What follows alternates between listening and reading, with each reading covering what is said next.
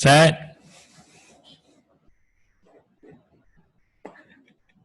Mic tak buka lagi tu.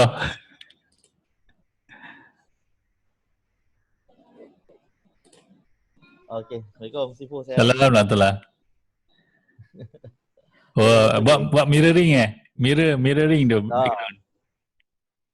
Tu lah MT Nurul ni, dia punya dia punya preparation ni. Saya ikut je lah.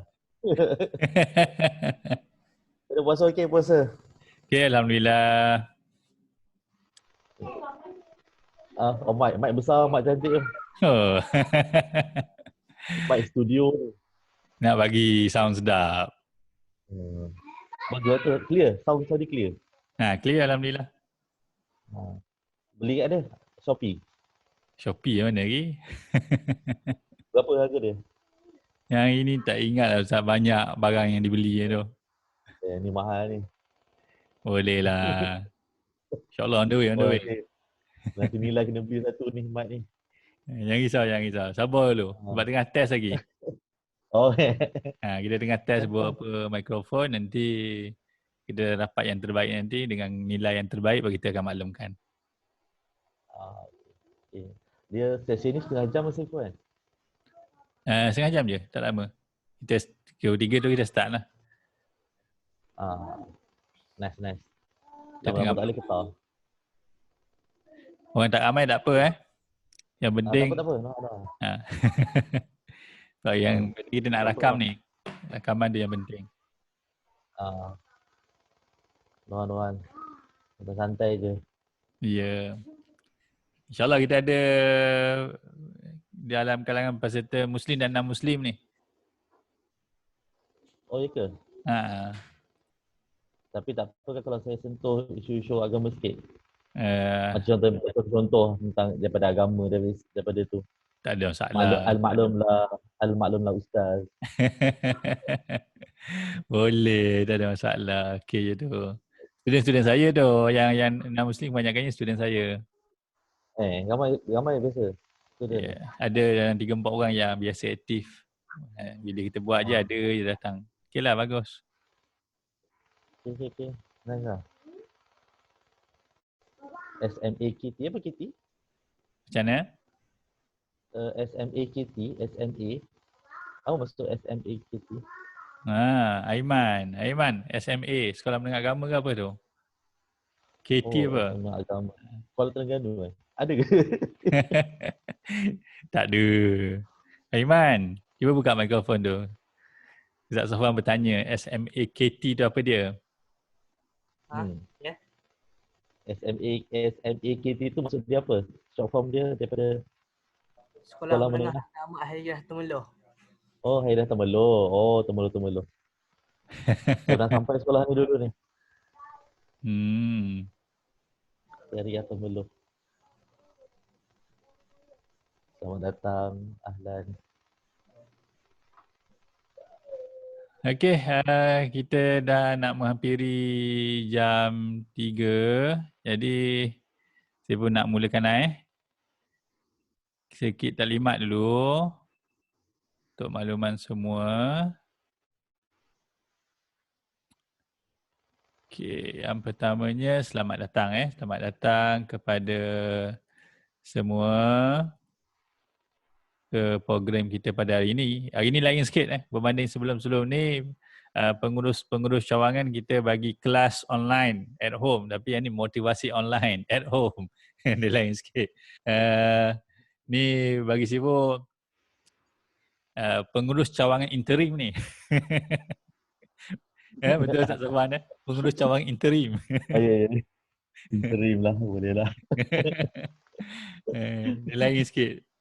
Okey, baik, untuk makluman hari ni tajuknya matematik tiada alasan untuk membenci yang akan disampaikan oleh Ustaz Safwan, MT Safwan, iaitu pengurus cawangan interim. Pandai je tambah-tambah untuk home nilai, putera nilai. Biasa tu kita belajar daripada sejarah. Ustaz Safwan? Betul lah. Betul. Okay, jadi yang belum follow, mungkin ada peminat lepas ni, follow Facebook tu. friend dengan Facebook profile nilai. Macam biasa, yang belum like, sila like page rasmi home.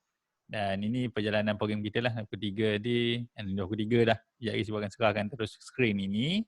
Dan 3.30 Ustaz Safwan, kita berhenti sebab ada 5 minit lagi untuk Sibu maklumkan tentang program besok lah. Okay.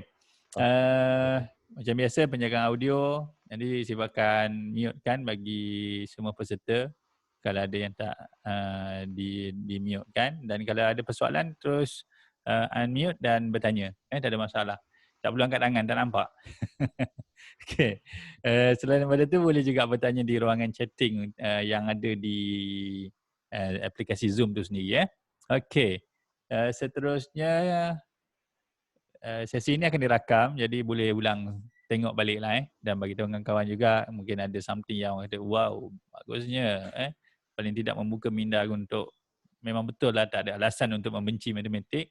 So bagikan link Facebook tersebut dan link YouTube untuk rakan-rakan kita untuk sama-sama tengok balik.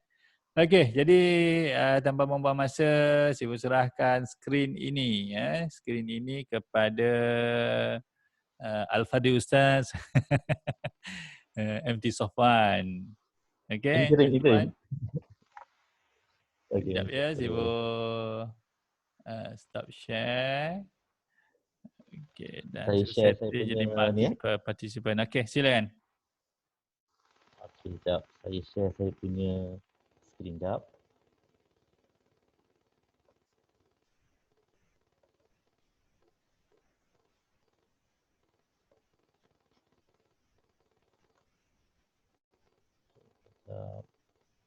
Okey. Saya mula Sifwan. Okey, silakan. Okay. Bismillahirrahmanirrahim. Alhamdulillah wassalatu wassalam ala Rasulillah wa ala alihi wa sahbihi wa man wala. Sekali lagi Assalamualaikum warahmatullahi wabarakatuh.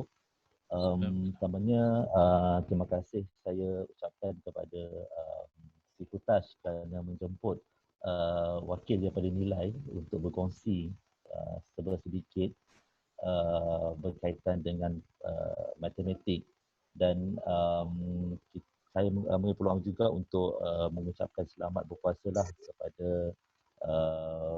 muslimin sempena dengan Ramadan kali ini. Semoga mengambil peluang yang ada untuk memperbanyakkan lagi amal ibadat. Walaupun kita diuji dengan ujian COVID-19, tapi keberkatan Ramadan ni tak pernah berkurang. Jadi pada hari ini, saya nak berkongsi satu tajuk. Saya tak pasti tajuk ini menarik ataupun tidak, tetapi saya rasa ada sesuatu yang boleh saya kongsi bersama-sama dengan tuan-tuan dan puan-puan sekalian. Tiada alasan untuk membenci pada matematik. Sebelum saya pergi dengan lebih mendalam tentang isu atau perkara ini, saya nak mulakan naratif perkongsian saya dengan berkongsi dua salah faham yang seringkali ada dalam pemikiran orang kita tentang matematik. Pertama, kita seringkali melihat dan merasakan bahawa matematik ini hanya sekadar subjek dalam bidang akademik. Maksudnya, ada orang beranggapan dan orang melihat matematik ini hanya disempitkan dalam kerangka subjek akademik. Malah, apa kesan dia? Kesan dia ada yang melihat bahawa apabila seorang pelajar atau anak-anak itu cemerlang dalam subjek matematik, ia menjamin kepada kecemerlangan kerjaya dan kehidupan dia pada masa hadapan. So, siapa yang bagus, result dia cemerlang dengan dalam subjek matematik, maka dia akan menjadi seorang doktor, dia akan menjadi seorang engineer, dia akan menjadi seorang yang berjaya pada masa hadapan. Sebaliknya, ada yang beranggapan juga siapa yang tak cemerlang matematik, maka dia takkan cemerlang dalam kehidupan dia, dalam kerjaya dia. Itu adalah salah. Kerana apa? Apabila kita menyempitkan matematik hanya dalam kerangka subjek semata-mata, maka kita seakan-akan menafikan matematik itu keperluan dalam kehidupan kita seharian. Sebab mereka melihat matematik hanya sekadar subjek. Sepatutnya apabila matematik menjadi subjek, Dia sepatutnya menjadi sumber kepada ilmu pengetahuan. Tapi apa yang berlaku, ada orang yang menghukum para pelajar dan anak-anak apabila mereka tak cemerlang dalam matematik, maka mereka tak akan cemerlang dalam kehidupan atau kerjaya dia. Seperti mereka menjadikan subjek matematik ini sebagai medium untuk menghukum masa depan para pelajar. Itu tidak benar kerana matematik lebih daripada sekadar kerangka subjek. Matematik adalah keperluan dalam kehidupan. Matematik adalah sebahagian dari kehidupan kita. Itu salah faham yang pertama. Salah faham yang kedua adalah ada yang beranggapan bahawa ada anak yang lahir dengan minda matematik. Ada anak yang lahir dengan minda bukan cenderung atau selesa dengan matematik. Maksudnya mereka beranggapan penguasaan matematik ini lahir melalui genetik. Maka ada yang berjaya, maka ada yang tak berjaya. Sebab apa tak berjaya? Sebab dia tidak lahir dengan minda matematik. Sedangkan matematik adalah ilmu dan ia tak terlahir melalui genetik. Matematik adalah skill. Matematik adalah kemahiran. Ia terhasil melalui latihan dan proses. Ilmu takkan dialirkan melalui genetik. Kalau ada yang beranggapan bahawa seorang pelajar akan cemerlang matematik disebabkan dia memiliki minda matematik, dia adalah salah. Sebab ilmu tak dilahirkan melalui genetik. Sebagai contoh, kita ada satu tokoh dalam Islam, nama dia Muhammad bin Ismail Al-Bukhari atau kita panggil dengan Al-Imam Al-Bukhari yang digelar sebagai pemimpin dalam ilmu hadis. Dan kalau kita lihat pada silsilah keturunan dia, datuk dia atau moyang dia bernama Bardazbah. Bardazbah ni dia adalah orang kafir. Dia beragama Majusi. Mati pun dalam agama Majusi. Tetapi dia melahirkan daripada keturunan dia seorang ulama hadis yang terkenal. Maksudnya, keilmuan itu tak lahir melalui genetik. Tetapi keilmuan itu lahir melalui proses, melalui latihan. Maka kita kata bahawa apabila kita bincang tentang matematik, maka matematik benda yang sama. Dia adalah skill, dia adalah ilmu, maka dia akan terhasil melalui proses tadi. So, apabila kita kata bahawa matematik ini adalah kemahiran atau ilmu, bermaksud semua orang boleh menguasai. Semua orang boleh pandai sebab apa? Dia adalah skill. Dan skill itu berhak dimiliki oleh sesiapa pun. Cuma yang tinggal adalah prosesnya bagaimana, caranya macam mana, latihannya macam mana. Jadi, apabila dua salah faham ini tersebar dalam masyarakat yang menyatakan bahawa matematik ini hanya sekadar dalam kerangka akademik ataupun yang beranggapan bahawa matematik ini hanya untuk orang yang ada minda matematik sahaja. Apa kesan dia? Maka akan ada para pelajar yang bila mana mereka belajar, mereka rasa susah dalam matematik, mereka kata, oh mungkin aku tak dilahirkan sebagai orang yang ada minda matematik. Ataupun bila mana mereka belajar, mereka tak mampu cemerlang dalam matematik, mereka akan kata, oh mungkin aku dilahirkan tidak menjadi orang yang hebat. Akhirnya, sampai pada satu conclusion atau satu kesimpulan, mereka akan kata, saya tak suka matematik. Sebab apa? Sebab matematik itu satu benda yang hanya untuk orang tertentu sahaja. Kita kata tidak. Matematik adalah untuk semua orang sebab ialah tentang kehidupan. Tapi akhirnya ada juga di kalangan anak-anak kita ataupun para pelajar yang tak suka pada matematik. Dia kata, tak apalah, saya jadi orang biasa je lah. Tak apalah, saya nak jadi pemain bola, saya tak perlu pada matematik. Tak apalah, saya nak jadi ustaz, ustaz tak perlu pada matematik. Tak apalah, saya nak jadi ahli muzik sebab muzik tak perlukan kepada matematik. Kita kata, siapa kata untuk menjadi seorang pemain bola tak perlu pada matematik? Hari ini, bila mana kita kata tentang bola sepak, kita bincang tentang bola sepak moden yang mana ia terbina melalui sains sukan. Hari ini, macam mana suplemen seorang pemain, macam mana latihan seorang pemain, macam mana teknikal pemain, macam mana nak guna technical wide ke, narrow ke, attack ke, defending ke. Itu semua berkaitan dengan sains sukan. Jadi, apabila kita kata tentang sains sukan, ia tentang matematik. Jadi siapa kata nak jadi pemain bola boleh lari dengan matematik? Sama juga bila mana ada orang kata, oh saya nak jadi ustaz, saya tak perlu untuk pandai dalam matematik. Siapa kata nak jadi ustaz tak perlu pandai matematik?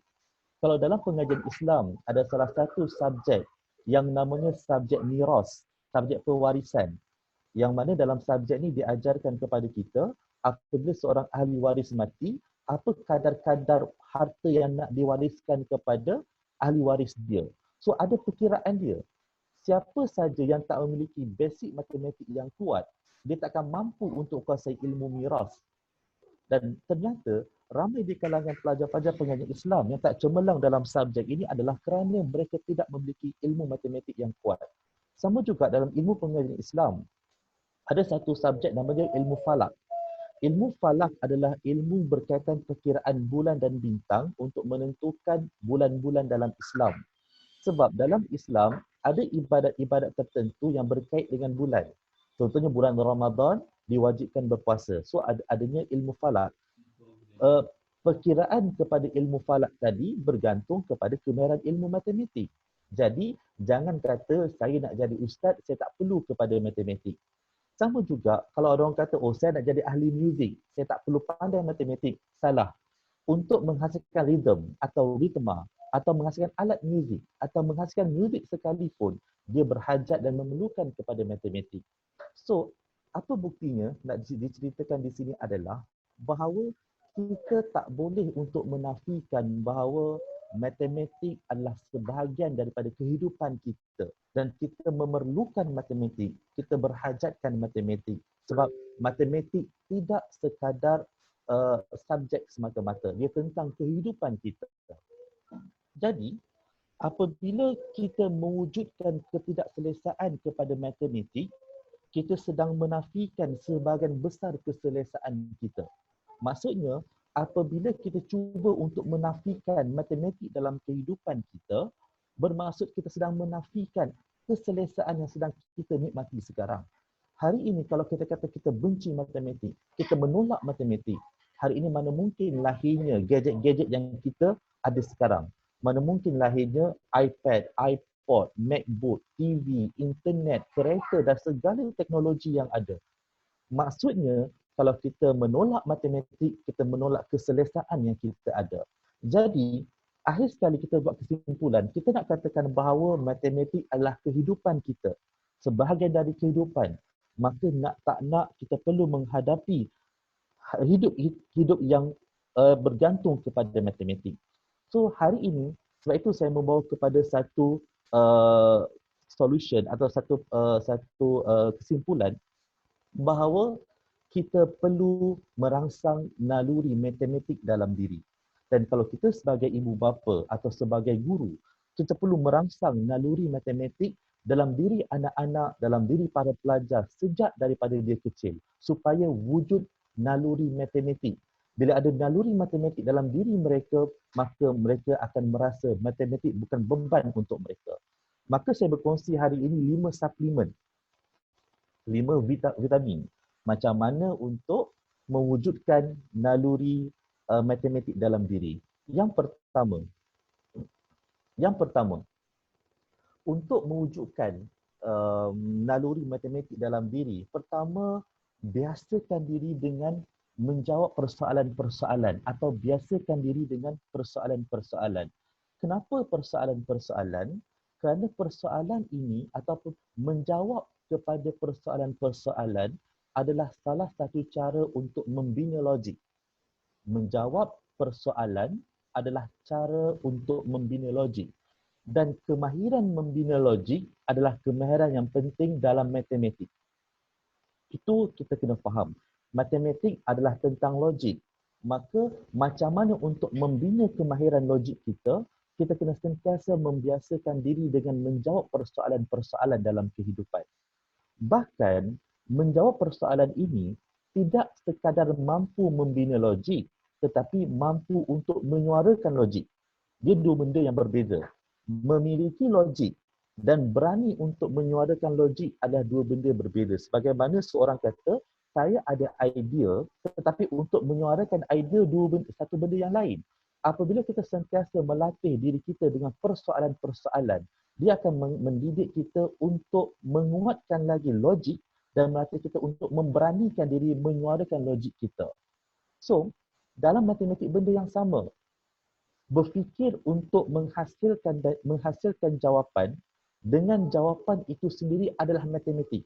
Sebab matematik dia bukan sekadar jawapan, dia adalah tentang macam mana proses untuk menghasilkan jawapan. Jawapan kepada pertanyaan apa dan kenapa, satu pertanyaan yang seringkali ada dalam permasalahan matematik. Sebab itu, kalau kita sebagai ibu bapa atau kalau kita sebagai guru, kita kena sentiasa membiasakan anak-anak kita ataupun membiasakan para pelajar kita dengan persoalan supaya mereka mampu atau dilatih untuk membina logik. Walaupun bukan berkenaan dengan nombor, hanya sekadar persoalan biasa. Yang penting kita membina logik mereka. Contoh, kita boleh tanya anak-anak kita, kalau makanan ni terlalu banyak, makanan ni banyak sangat ni, takut tak habis, nak buat apa? Tengok macam mana logik dia. Bila kita tanya dia, makanan ni banyak ni, kalau makan tak habis ni, nak buat apa kalau tak habis? Tengok apa logik dia. Dia kata dia akan fikir, oh kalau makan ni banyak, tak habis, oh so kena bagi dua lah makanan ni. Nampak? Di situ dia sedang membina logik dia. Ataupun kita tanya anak kita, air ni tak manis lah, so macam mana nak bagi dia manis?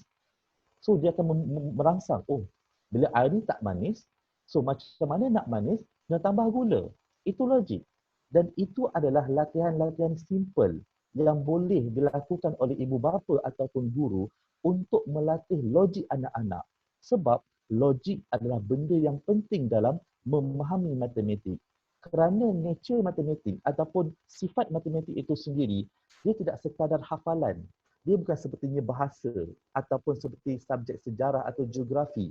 Dia tentang subjek yang melibatkan soal membina logik dan menghasilkan jawapan daripada logik yang kita berikan. Sebab itu, apa kesan anak-anak atau para pelajar tidak terbiasa dengan persoalan-persoalan atau tak terbiasa untuk membina logik?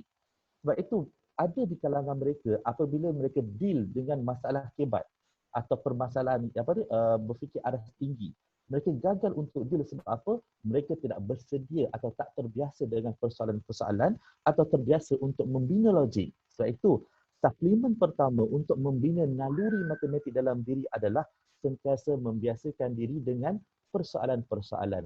Itu yang pertama. Suplemen kedua, kalau boleh saya kongsi dengan tuan-tuan sekalian, macam mana nak membentuk naluri matematik dalam diri anak-anak atau pelajar itu sendiri, sentiasa berikan mereka waktu. Berikan mereka masa untuk membina kemahiran dan kemampuan untuk berfikir secara logik. Apabila seorang anak-anak atau seorang pelajar diberikan dengan persoalan matematik ataupun apa juga persoalan umum, mereka memerlukan tempoh waktu yang tertentu untuk mereka menganalisa. Dan kemahiran menganalisa atau membina logik ini adalah satu kemahiran. Dan kemahiran itu memerlukan kepada waktu. Sebab tak ada satu kemahiran yang datang dengan secara sekejap atau tempoh waktu yang cepat. Tidak ada pemain bola dilahirkan dengan tempoh satu hari.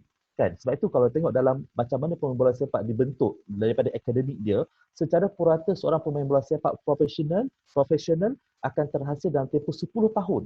Maksudnya nak jadi pemain bola sepak pun kemahiran untuk diasah kepada mereka paling kurang 10 tahun untuk dapat kemahiran tersebut. Sama dengan matematik. Untuk menghasilkan kemahiran berfikir atau kemahiran membina logik, dia berhajatkan kepada tempoh waktu. Sebab itu, dalam peperiksaan sebagai contoh, memang kita akui dan tak boleh nak nafikan, kita memerlukan dua benda. Pertamanya cepat dan keduanya adalah tepat. Tetapi bagi orang yang baru nak belajar untuk menyukai matematik, kalau dipilih antara cepat dengan tepat, maka kita kata kita lebih mendahulukan untuk mendapatkan sesuatu yang tepat. Untuk mendapatkan sesuatu yang tepat, kita berhajatkan kepada kemahiran. Sebab mana mungkin sesuatu yang tepat terhasil tanpa kemahiran? Kita berhajatkan kepada kemahiran. Dan untuk membina kemahiran itu, kita berhajatkan kepada tempoh waktu tertentu, masa, dan manusia ini memiliki kemampuan yang berbeza. Setiap manusia memiliki kapasiti dia yang berbeza, tak sama. Jadi setiap individu memerlukan waktu yang berbeza untuk mengasah mereka punya kemahiran. So kita kena terima keadaan ini bila mana seorang pelajar ingin belajar atau seorang anak ingin belajar matematik, kita bagi mereka waktu yang mencukupi untuk mereka membina kemahiran menganalisa tersebut. Sebab manusia memiliki perbezaan dari sudut kemampuan. Sebab itu salah seorang tokoh dalam Islam yang bernama Imam Ash-Shafi'i. Imam Ash-Shafi'i dia karang satu buku bertajuk Ar-Risalah. Ar-Risalah ni buku tentang usulul fiqh. Kata Al-Imam Ash-Shafi'i, "An-nasu fil ilmi tabaqat." Manusia dalam ilmu ni ada beberapa peringkat.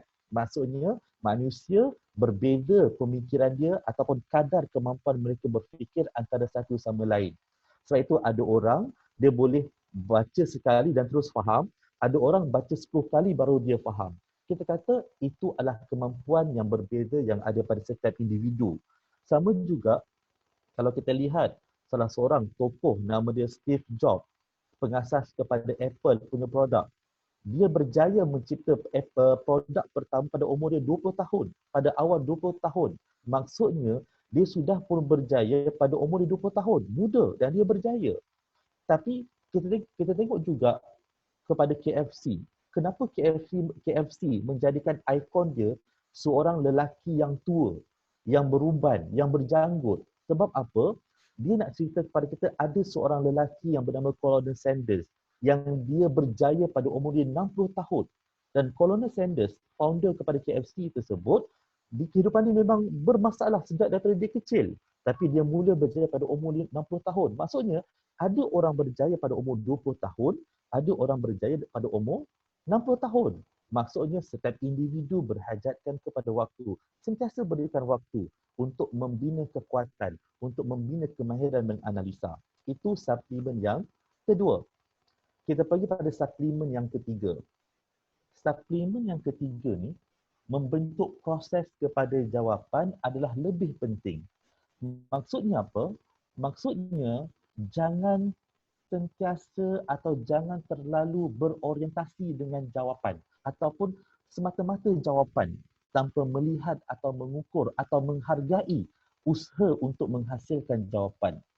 Kita semua setuju bahawa semua permasalahan matematik atau apa juga persoalan akhir sekali adalah untuk menghasilkan jawapan. Itu kita setuju.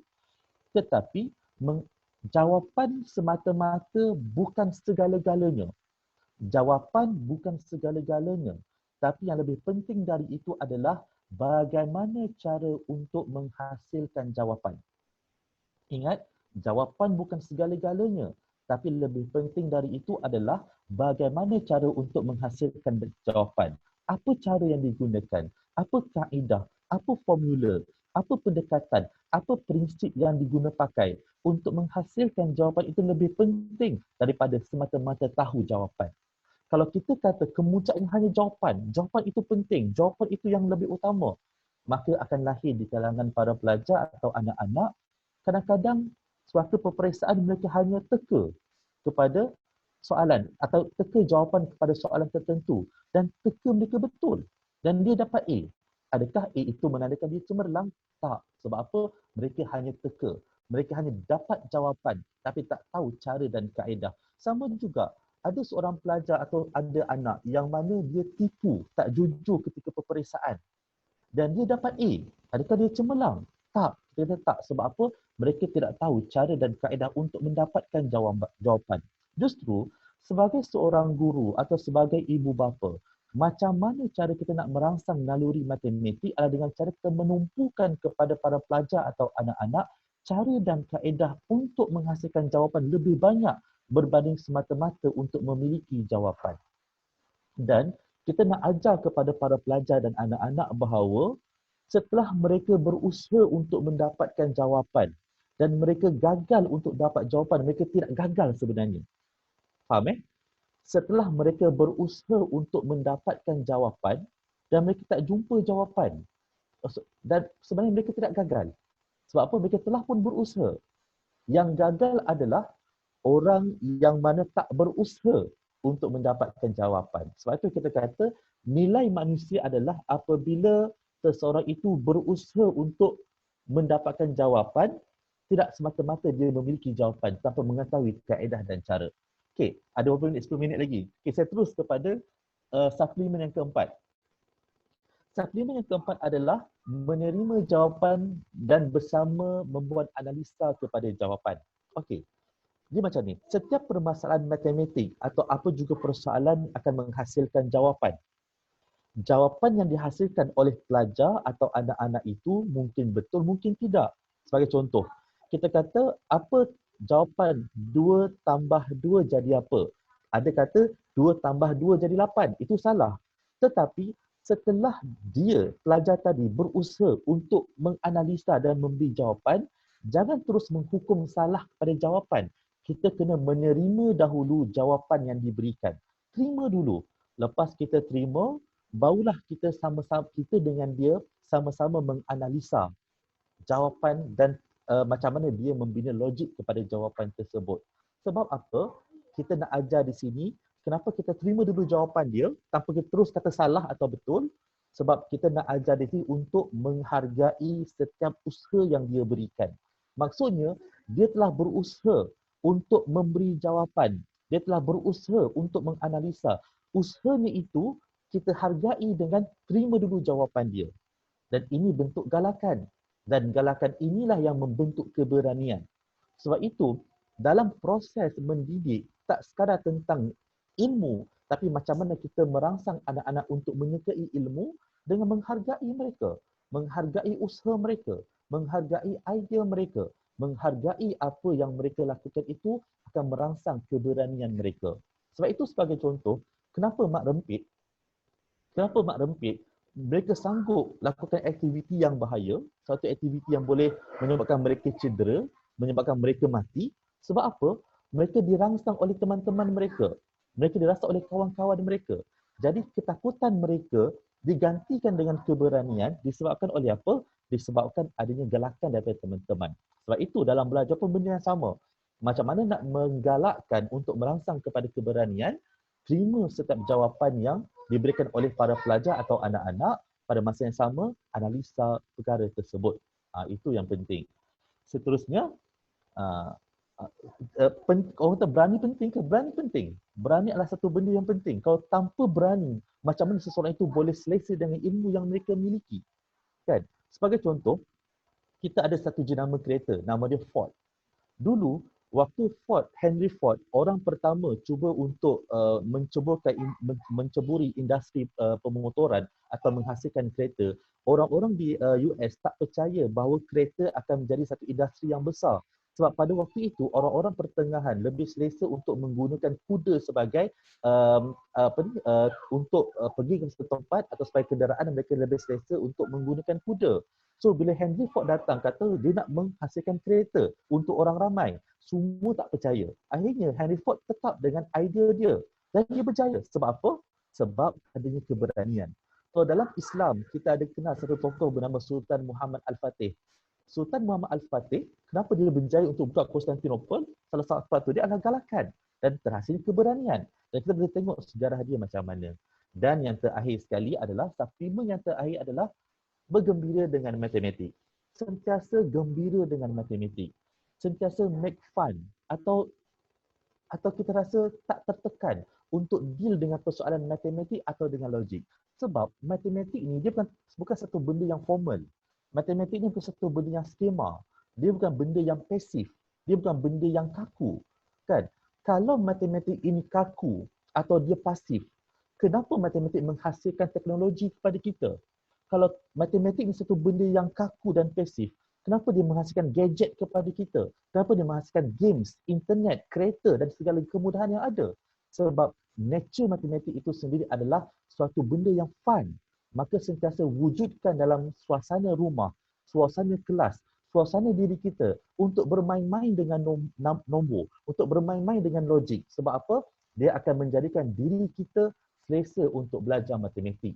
Jadi inilah 5 suplemen yang saya nak kongsi dengan adik-adik mungkin tuan-tuan dan puan-puan macam mana untuk merangsang naluri matematik dalam diri kita, dalam diri anak-anak kita dan dalam diri para pelajar kita. Saya rasa sekadar itu dulu. So, saya terima kasih sekali lagi saya ucapkan kepada Sifu kerana menjemput saya berkongsi pada hari ini, dan saya juga ingin mengajak kepada anak-anak pelajar supaya datang bergabung bersama dengan HOME untuk mencari potensi diri, sebab kita dalam kehidupan kita tak sekadar kita mencari orang yang hebat, tetapi macam mana orang yang berusaha untuk menjadi orang yang hebat, itu seseorang yang lebih kita hargai. Sekian dulu daripada saya. Saya serahkan balik kepada Sifu Tash dan saya minta maaf kalau ada kekurangan sepanjang saya berkongsi. Mungkin ada salah sebab saya bercakap tentang counselling di hadapan seorang kaunselor. So Sifu Tash lebih memahami tentang itu ni. Tapi saya rasa apa yang saya tu based on apa saya baca dan apa yang pengalaman saya sendiri. Sekian dulu pada saya Sifu Tash, saya serahkan pada Sifu. Okey, terima kasih banyak Al-Fadhil Ustaz. Okey, saya kejap ya. Tak nampak gambar Sifu dah? Tak apalah, tak payah nampak gambar Sifu. Okey, baik. Daripada apa yang disampaikan oleh Ustaz tadi, kalau ada persoalan tolong buka mic dan bertanya. Cuma Sifu ada dua benda yang Sifu nampak apa yang disampaikan tadi. Pertamanya yang menarik perhatian Sifu ialah bila tolak maths tu maknanya kita tolak keselesaan. Bila tolak maths, maknanya kita menolak keselesaan. Yang setakat yang Sifu baca dulu, bila kita tolak matematik ni kita menolak proses pembangunan tamadun. Yang dimaksudkan tamadun tu yang tamadun yang berbentuk fizikal lah. Kerohanian tu cerita lain lah yang berbentuk fizikal. Sebab kalau kita tengok tamadun Rom, tamadun Babylon, semua ni dibangunkan bermula dengan pembangunan ilmu matematik. Tanpa ilmu matematik tidak akan wujud tamadun tersebut lah. Okay? Betul ya Ustaz? Betul. Dan yang kedua mungkin sedikit tambahan untuk orang kata meningkatkan kemahiran berfikir. Kalau tadi Ustaz cadangkan supaya orang kata dibuat sesi perbualan, sembang-sembang, bertanya, mewujudkan persoalan kepada anak-anak. Jadi pada pandangan Sifu, salah satu lagi yang kita aplikasikan di pusat terapi matematik ini adalah permainan minda. Sebab bila sebut bermain ni ramai orang suka main. Tak kira kecil ke besar, orang tua pun suka main. Bila suka main tu maknanya kita gunakan orang kata kesukaan itu untuk mewujudkan kemahiran berfikir. Daripada kita melekat dengan gadget, risau kita tengok sekarang ni ibu bapa duduk orang kata bercerita tentang anak-anaknya yang kadang-kadang dah tak boleh nak dikawal dengan gadget. Jadi apa salahnya bermula sekarang kita mencari permainan-permainan minda yang boleh menggantikan gadget tu. Kalau tak menggantikan sepenuhnya pun tak apa, tapi at least tidaklah orang kata sepenuh masa bersama dengan gadget masing-masing. Okey. Baik, saya rasa cukup setakat itu untuk perkongsian pada hari ini. Cuma ada sedikit yang Sifu nak sharekan di slide berkenaan dengan program kita besok ya. Yang mana untuk makluman besok kita ada program operasi bercampur. Ini khas untuk sekolah rendah saja. Jadi siapa-siapa yang ada kenalan, yang ada adik, yang ada anak untuk sekolah rendah, tolong sebar-sebarkan dan tolong maklumkan yang akan disampaikan oleh MT Amira daripada Home Bintulu dan juga Miri Permai Jaya. Okey. Jadi sebelum kita berakhir, sama-sama kita buka kamera untuk kita berselfie. Siapa-siapa yang nak ambil gambar tu boleh ambil gambar. Ya, boleh buka kamera Sifu pun cuba cari kamera Sifu. Tadi ada salah lain sikit tadi. Ni. Boleh. Guna kamera lain. Lagi Emdirin, Vishal. Ni Vishal Kumar ni student Sifu ni. Bagus, rajin. Sentiasa ada bila Sifu buat program. Kat sekolah pun rajin. Aiman. Aman Aiman buka. Aiman pun antara peserta yang rajin juga. Tahniah. Aiman, dah berapa juzuk dah Aiman? Hafal? Tak dengar. Mic microphone on.